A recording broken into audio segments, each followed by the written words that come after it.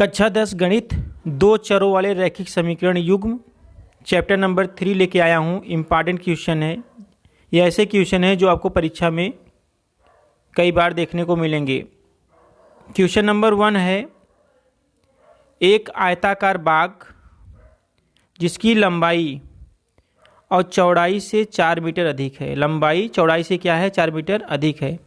बाग का परिमाप 36 मीटर है। बाग की बीमाएँ ज्ञात करना है। काफ़ी इंपॉर्टेंट क्वेश्चन है।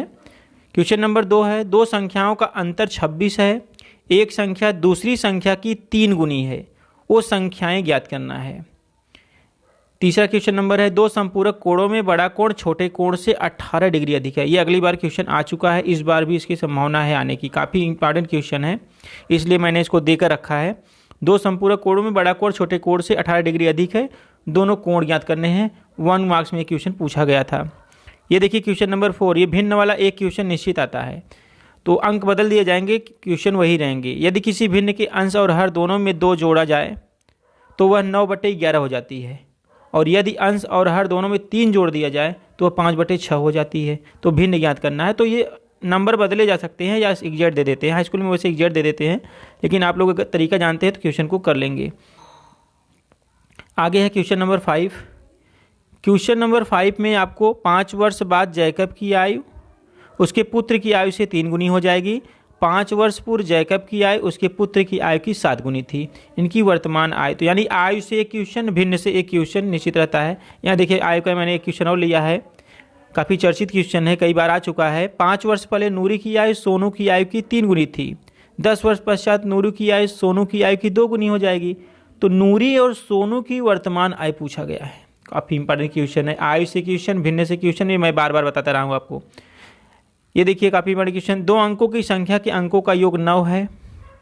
इस संख्या का 9 गुना संख्या की अंकों को पलटने से बनी संख्या का 2 गुना वह संख्या ज्ञात करना है।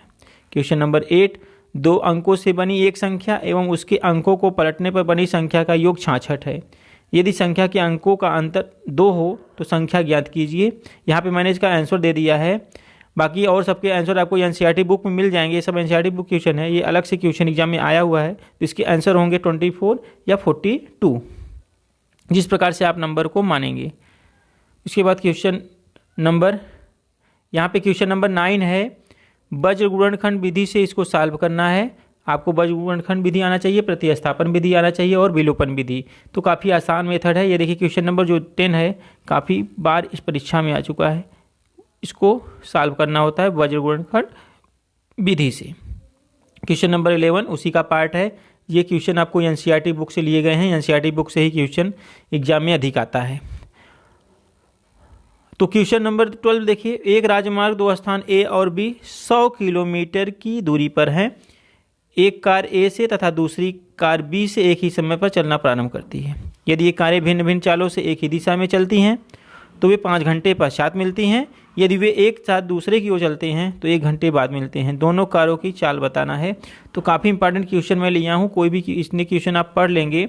ये चैप्टर नंबर 3 काफ़ी इंपॉर्टेंट माना जाता है और बहुत ही आसान चैप्टर होता है।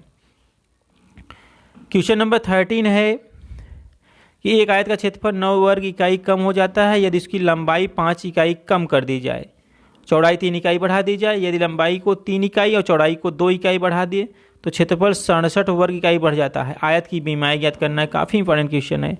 प्रश्नावली 3.6 के क्वेश्चन, 1-2 क्वेश्चन या 3 क्वेश्चन की प्रैक्टिस आप कर लेंगे। ये काफ़ी इंपॉर्टेंट है क्योंकि इसमें प्रतिस्थापन या विलोपन विधि से किसी एक विधि से आपको सॉल्व करना होता है। कभी कभी विधि कहता है इस विधि से सॉल्व करिए, कभी कभी कहता नहीं है। ऋतु का क्वेश्चन में बार बार बोलता रहा था कि ऋतु का जो क्वेश्चन है काफ़ी इंपॉर्टेंट होता है, धारा के अनुकूल धारा के प्रतिकूल।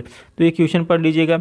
रूही वाला क्वेश्चन है, 300 किलोमीटर की दूरी पर स्थित अपने घर जाने के लिए कुछ दूरी रेलगाड़ी द्वारा तथा कुछ दूरी बस द्वारा तय करती है। यदि बस 60 किलोमीटर की दूरी से बस द्वारा तय करती है तो 4 घंटे अधिक लगते हैं। यदि वह 100 किलोमीटर दूरी रेलगाड़ी से तथा शेष बस से यात्रा करे तो उसे 10 मिनट अधिक लगते हैं। रेलगाड़ी एवं बस की चाल ज्ञात करना है। काफ़ी इंपॉर्टेंट क्वेश्चन ये माना जाता है। तो आपको मैं चैप्टर नंबर 3 से कुल 16 क्वेश्चन दिया हूँ। कुछ छोटे क्वेश्चन है, कुछ बड़े क्वेश्चन है।